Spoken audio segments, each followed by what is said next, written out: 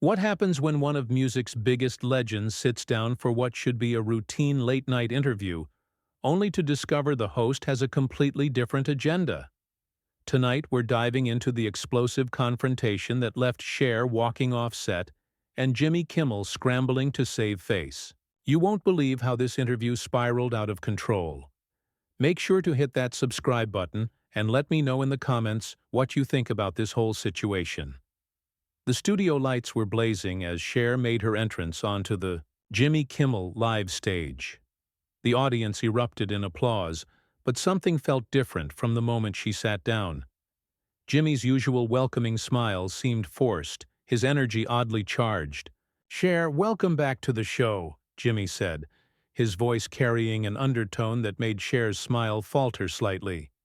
"You know, I've been looking forward to this interview for weeks." "Well, thank you for having me, Jimmy. It's always nice to be here," Cher replied, settling into her chair with the grace of someone who had done thousands of interviews. Jimmy leaned forward, his expression shifting. "So, I have to ask, and I think our audience deserves to know, what's it like being completely irrelevant in today's music industry?" The question hit like a slap. The audience gasped audibly, and Cher's eyes widened in genuine shock. "Excuse me? Oh, come on, Cher. When was your last hit? I mean, really, when was the last time anyone under 30 knew who you were without Googling you first?" Jimmy pressed on, his tone dripping with condescension. Cher straightened in her chair, her legendary composure beginning to crack. "I'm sorry, but what exactly are you trying to accomplish here, Jimmy?" "I'm just asking the questions everyone's thinking, but too polite to say," Jimmy replied with a shrug that felt calculated.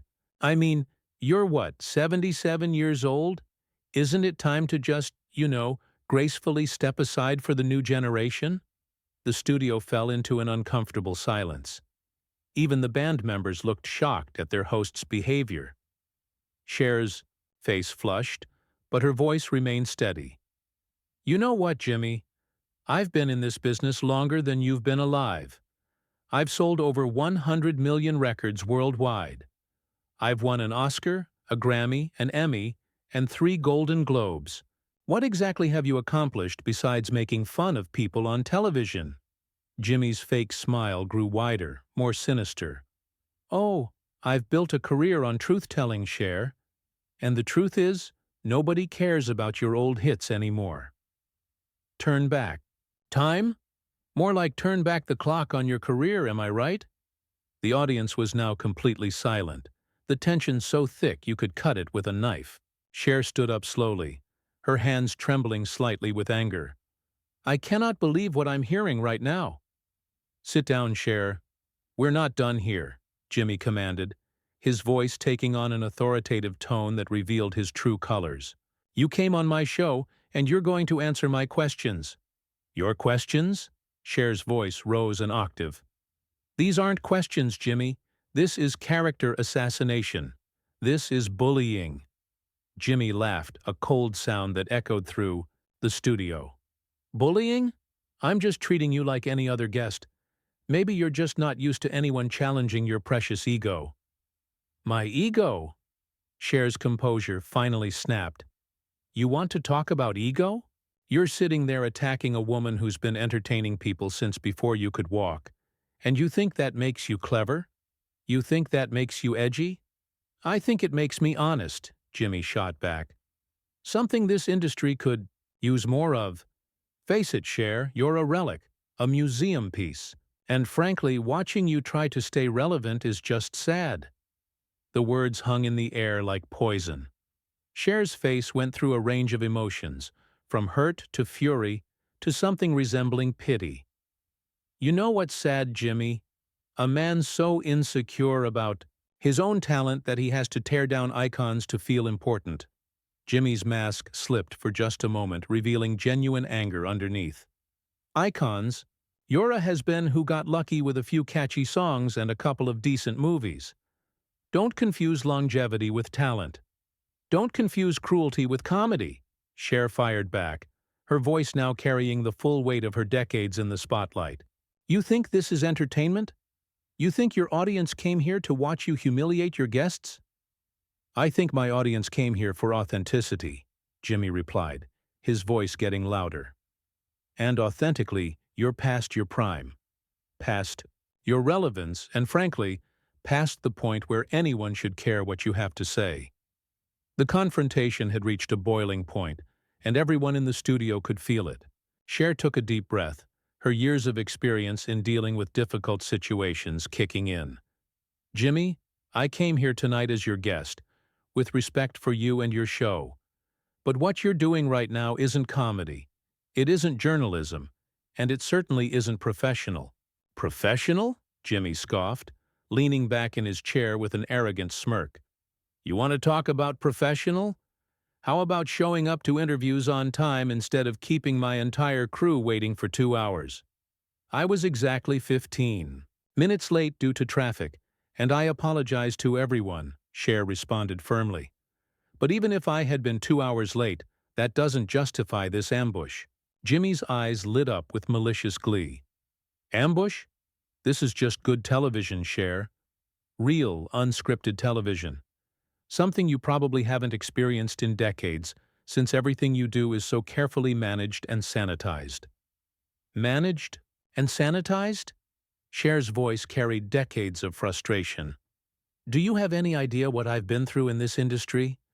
Do you know what it was like being a woman in music and film when there were no protections, no guidelines, no support? Systems? Oh, here we go, Jimmy interrupted, rolling his eyes dramatically. The victim card. How predictable. The audience was shifting uncomfortably now, some people starting to boo, though it wasn't clear if they were booing Jimmy or the situation itself. Cher heard it, and her expression hardened. Victim card? She repeated slowly. Jimmy, I've survived. Domestic abuse, industry sexism, ageism, and public scrutiny that would have broken most people. I didn't survive all of that to come on your show and be disrespected by someone who thinks cruelty equals comedy. Jimmy wasn't backing down. And yet here you are, still trying to cling to relevance by doing late-night talk shows.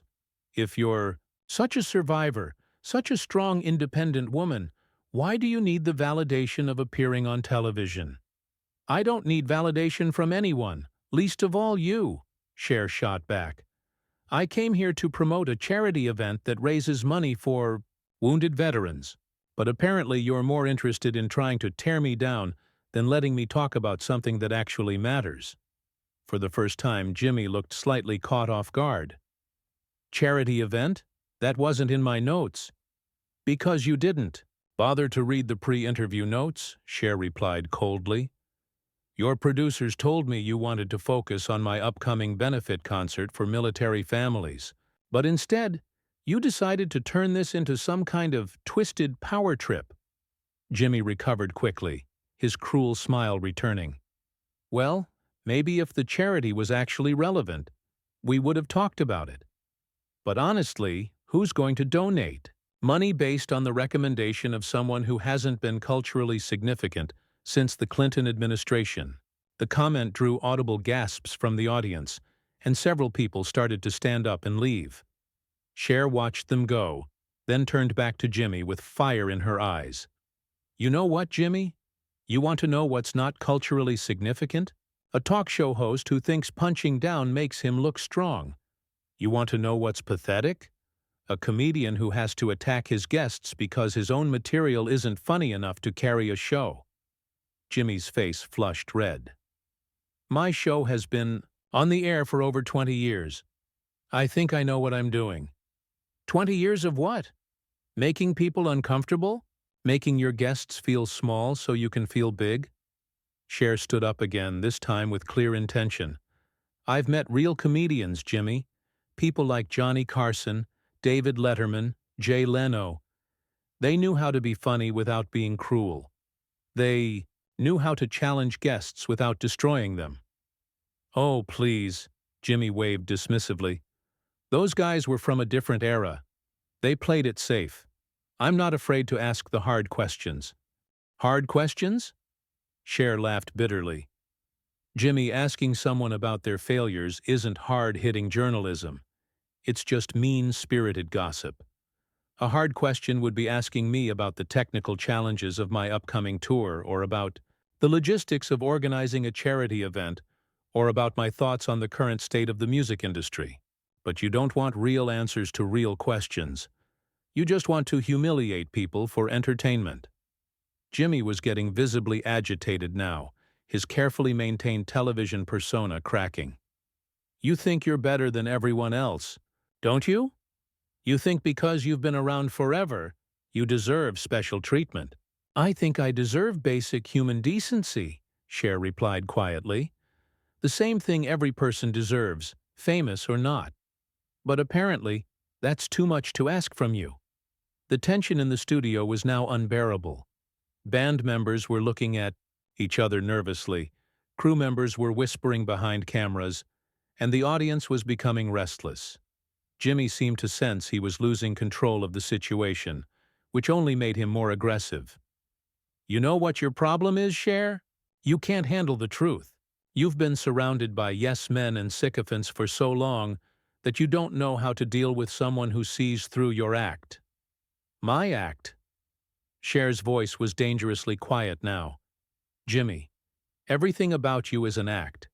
Your concern for truth, your edgy persona, even this attack on me, it's all performance.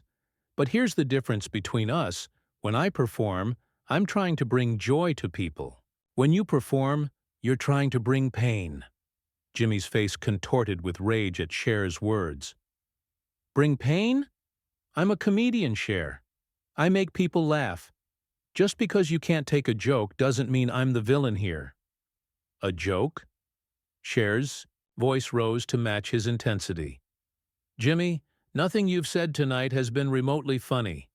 You've spent the last 10 minutes systematically trying to destroy my reputation and self-worth. Where exactly is the punchline? The punchline is that you're still here, Jimmy snapped back. The punchline is watching someone who thinks they're untouchable finally get a reality check. The words hit like a physical blow, and something in Cher's expression shifted completely. The hurt was replaced by a cold, steely determination that anyone who knew her would recognize as dangerous. Untouchable? She said slowly, her voice carrying a weight that made everyone in the studio lean forward. Jimmy, I have been touched by more pain, more criticism, more public humiliation than you could ever imagine. I've been called every name in the book, criticized for my appearance, my relationships, my parenting, my career choices. I've survived all of that and kept going. But what you're doing right now, this isn't criticism or comedy. This is cruelty for the sake of cruelty. Jimmy wasn't done. Maybe that's what you needed. Maybe someone should have been crueler to you earlier in your career. Maybe then you wouldn't be so delusional about your own importance. The studio fell dead silent. Even the camera operators stopped moving. Cher stared at Jimmy for a long moment, and when she spoke, her voice was barely above a whisper, but it carried to every corner of the room. You know what, Jimmy? I've met some terrible people in my life. I've dealt with abusive partners, crooked managers, ruthless executives, and vindictive critics. But I have never, in over 50 years in this business, met someone as small and as pathetic as you are right now.